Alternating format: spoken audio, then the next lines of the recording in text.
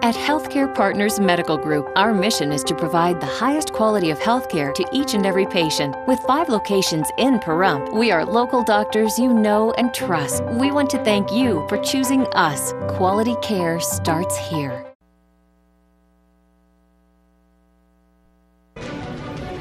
News 46 is brought to you by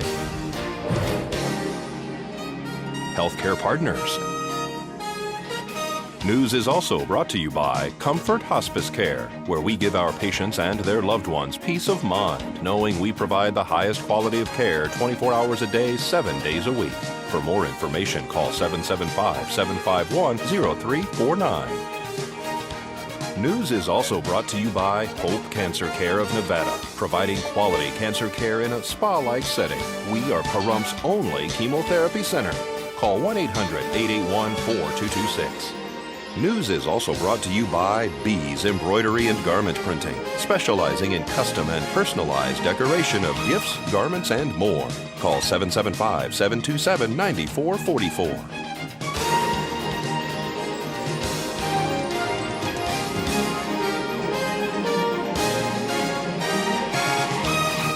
Tonight on News 46, the Robbins defense begins and ends their case in court. Utilities Incorporated is absolved by the Public Utilities Commission.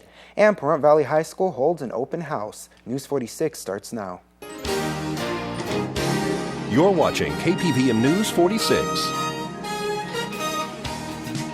with Zach Fuentes and Deanna O'Donnell. News 46. Local coverage you can count on.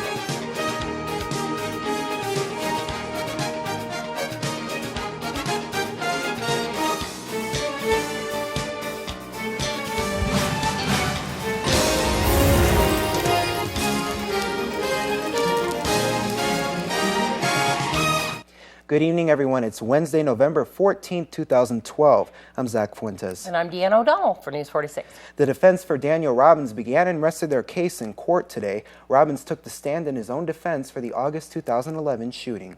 This morning, defense attorneys brought Daniel Robbins to the stand for him to testify on his own behalf in the case against him for murder and other charges related to the August 18, 2011 killing of 21-year-old Christopher Mundy and shooting of then 14-year-old Pablo Flores, who was the passenger in the car with Mundy.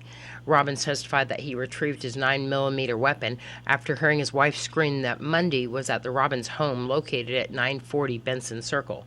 Robbins allegedly loaded the weapon and went outside to apparently investigate. Robbins reportedly testified that he has not attended firearms training classes. The now 15-year-old Pablo Flores also took the stand today to testify that the shooting event happened in just seconds. He apparently gave testimony stating that he could not see anything that was happening because he was crouched down on the floorboard of the vehicle when the shooting occurred. A deputy testified today that they had responded earlier in the day to the location in which Daniel Robbins' daughter, Jennifer Robbins, had attempted to retrieve her vehicle from her parents' home, but her father had stood in front of the vehicle, apparently stopping her from moving the car. The vehicle is the subject of discussion because Mundy was apparently asked by his girlfriend Jennifer Robbins to retrieve it from her parents' home when he was killed. Today, Robbins testified that the car was not running properly and he didn't want her to have it because it was apparently a safety issue. The defense asked Judge Robert Lang yesterday for a dismissal in the case, stating that the prosecution could not prove their case. Today, the judge denied that motion. After the defense testimony concluded, the defense once again asked for a dismissal in this case.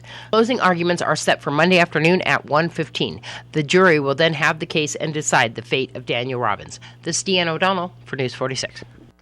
And Utilities Incorporated of Central Nevada has been absolved of any responsibility of the odor problems at sewer plant number 3, located at Willow Creek Golf Course, by the Public Utilities Commission. They also found that they adequately provided alternatives to payments in person and had reasonable connection fees. We spoke to Wendy Barnett this morning from Utilities Inc. about the recent arrest of Jim Scott, who the court found responsible for the problems at Willow Creek and has been arrested for non-compliance to remediate the ponds. My understanding is he did have a contract to remediate not only the pond, but actually to try to bring this back to be a golf course. However, he never paid his contractors. And so, again, The judge found that he'd really not made a substantial effort, that he came out and tore down some trees, he dug some holes and left safety dangers, and that he really did not put forth the effort necessary to remediate the ponds. Judge Rose actually called his use of his companies a shell game. Jim Scott is also the developer of Shawnee Ridge.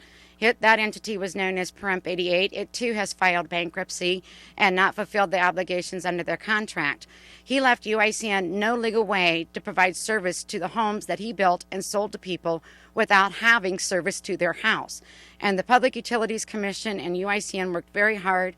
James Riggs worked very hard to get service to his house.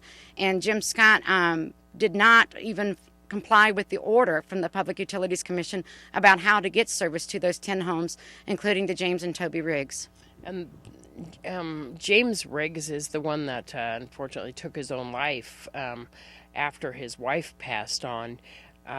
And his family is saying a lot of the reason is because of what happened there with him not being able to get water. He put so much money into that home. His wife passed away. He wasn't able to care for her in the way that he would have liked to.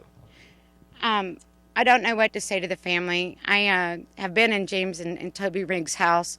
We're fellow Kansans. We worked very hard together to get service to that house, and I am sorry for what happened to them, but I can assure you I work side by side with Mr. Riggs to get him service. We're looking at people walking their dogs, a person over here in a wheelchair walking around this area right now with holes, with some of the debris that's left here. I think there's a concern. I think that's up to the community to say, is there concern to have open holes that people can fall in? The high school's across the road. The kids come over here on their breaks. And so I personally am concerned, yes. Is there another court date coming up soon? Yes, there is another court date. If it is in Reno, it is on December 20th. If it is in Pahrump, then it is on December 27th. The judge has been very gracious and granted us very quick, almost monthly court sessions. And the reasons that he sets one in Reno and one in Pahrump is that it's easier for most of the parties to go to Reno. However, if he's going to jail Mr. Scott again, he wants to have it in Pahrump for transportation reasons. And we have much more local news coming up for you after the break. Please keep it here.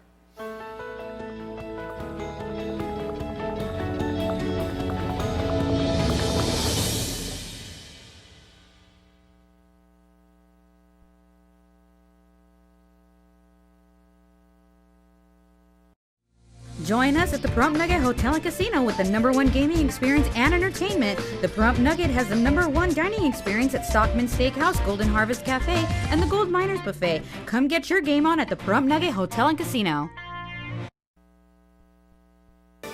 This portion of the news is brought to you by Children's Dentistry of Pahrump, specializing in sedation dentistry, now accepting adult patients. Call now for free IV sedation with dental implant, 751-2184. And welcome back to News 46.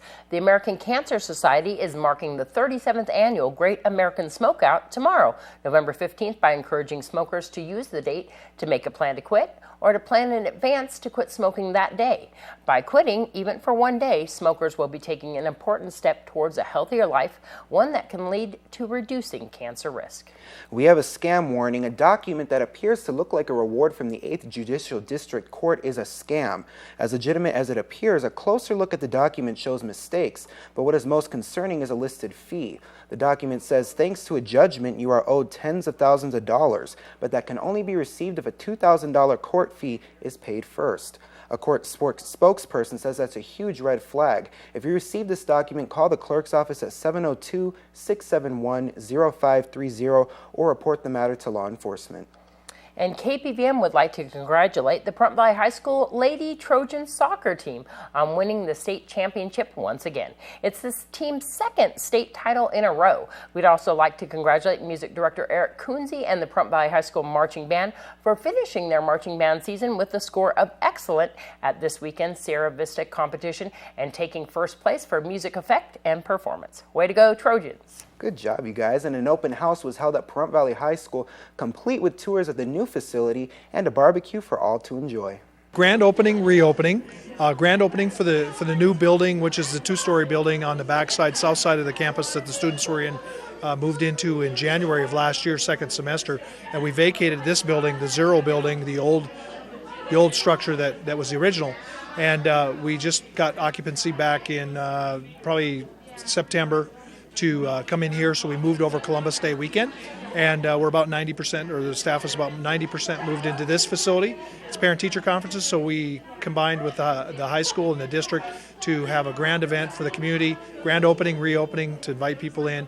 We have some sponsors, so we're cooking hamburgers and hot dogs. Desert View Hospital, Valley Electric, Utilities Inc., and Pahrump Valley Disposal all donated so that we could feed the people that came in, and it's been a nice flow of people all day long, starting at 1 o'clock to 7 o'clock tonight. So you guys have guided tours. we do have, and you know what? The students are doing it from the high school. They're doing a great job. There was a couple gals, community ladies, that were coming out as I was coming in, or vice versa, and they took a tour with the students. And I caught them when I came back in, and they were going out, departing, and they said the students did a great job. They 12-year residents of the community and hadn't been to the high school, and what a great time for them to come in and see the new high school. I am the junior class treasurer. And sophomore class representative. You guys volunteered to take people on tours tonight. yes, this is part of our community service hours as part of student council. So you've been taking people on tours every 15 minutes of the school, and how has the comments been throughout the evening, all afternoon? Well, not only have parents come, but just like people from the community have came and they want to see how the school looks, and a lot of people like it. This new building, the building that they have seen, and then plus the new building that a lot of people haven't seen yet. So everyone thinks it looks nice, and they like the additions. How do you guys like it? Oh, it's great. It's a lot better than the old building. Having a 2-story building is pretty cool. So what was it like for you to move from this building to that building back to this building? Were you excited to get into the whole facility? Yeah, it's exciting, and then like this newer building is mainly for freshman classes. So me as an upperclassman, I'm not in this building a lot, but I still like it, and it's like the hallways are less crowded during passing periods. Exactly, it is all open. Got a few things that we're working on with the career technical classroom with some fire code issues and that, not with the equipment. We're about 90% moved back into the Zero building. The rest of the facility is all being used and opened up. And the students were great. It was easier to move back in than it was to move out, because now they can spread out. We're good for a long time for student population at this high school. So the Pahrump Valley High School Trojans win a football game. The soccer team wins state champions. The marching band wins first place for music effect and performance. And they get a new school. A good year for them. Yeah, it is. Yeah. Got to watch the Trojans this year. Yep. All right, we're going to have more after the break. Please keep it here.